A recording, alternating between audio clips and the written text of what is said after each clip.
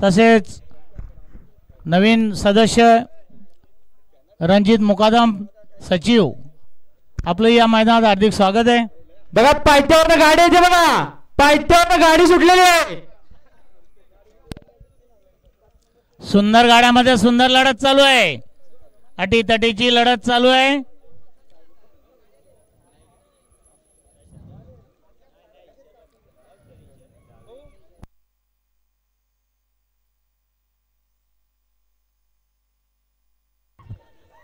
बघा सुंदर गाड्या बोलतात।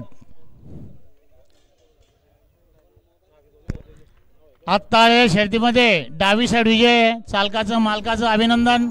रणजित मुकादम सचिव,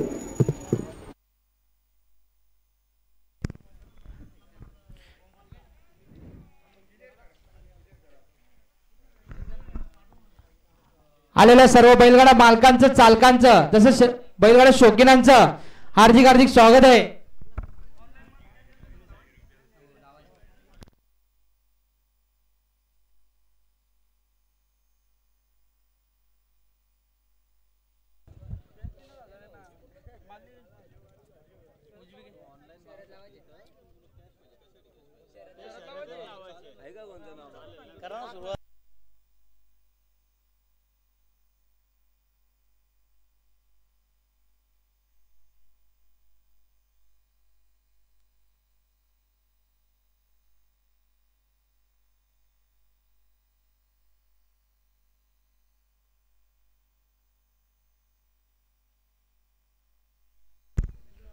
निलेश पाटील वडपे, आपलं सुद्धा सहर्ष स्वागत आहे।